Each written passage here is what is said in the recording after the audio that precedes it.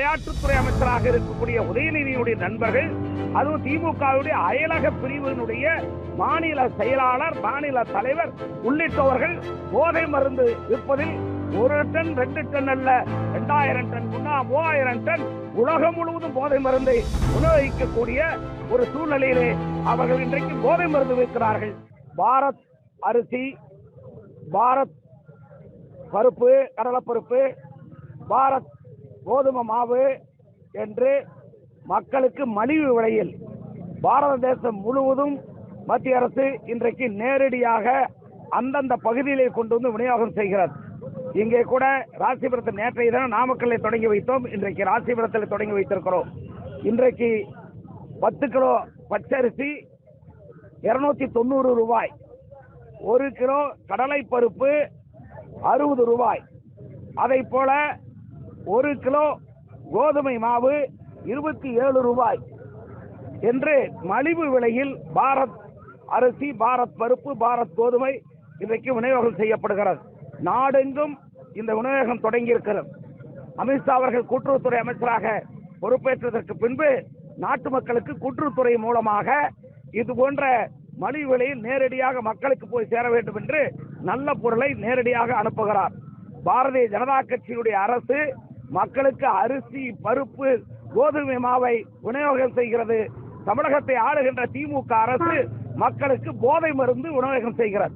திமுக அரசாங்கத்தில் இருக்கிறவர்கள், அரசாங்கத்தை நடத்துகிறவர்கள், குறிப்பாக விளையாட்டுத்துறை அமைச்சராக இருக்கக்கூடிய உதயநிதியினுடைய நண்பர்கள், அதுவும் திமுகவுடைய அயலக பிரிவினுடைய மாநில செயலாளர், மாநில தலைவர் உள்ளிட்டவர்கள் போதை மருந்து விற்பதில் 1 டன் 2 டன் அல்ல 2000 டன் 3000 டன் உலகம் முழுவதும் போதை மருந்தை விநியோகிக்கக்கூடிய ஒரு சூழ்நிலையிலே அவர்கள் இன்றைக்கு போதை மருந்து விற்கிறார்கள். பாரதிய ஜனதா கட்சி அரிசி விற்கிறது, பருப்பு விற்கிறது, கோதுமை மாவு விற்கிறது.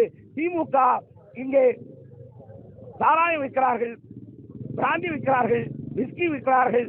அதை போலவே இன்றைக்கு போதை மருந்து மருந்தையும் உலகம் முழுவதும் விற்கிறார்கள். அதுதான் திமுக, இதுதான் பாரதிய ஜனதா கட்சி. நன்றி, வணக்கம்.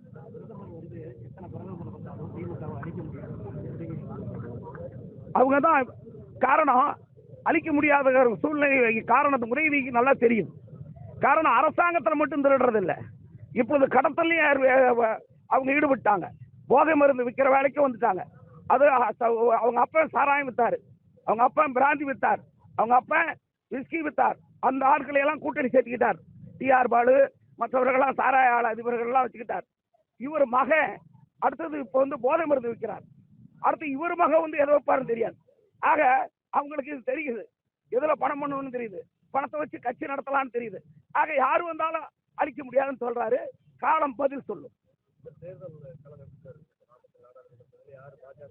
நாடாளுமன்ற தேர்தலில் பாரதிய ஜனதா கட்சி மிக பெரும்பான்மையான வெற்றியை பெறும். தமிழகம் முழுவதும் வெற்றியை பெறும். 39 நாடாளுமன்ற தொகுதியில் வெற்றி பெறும்.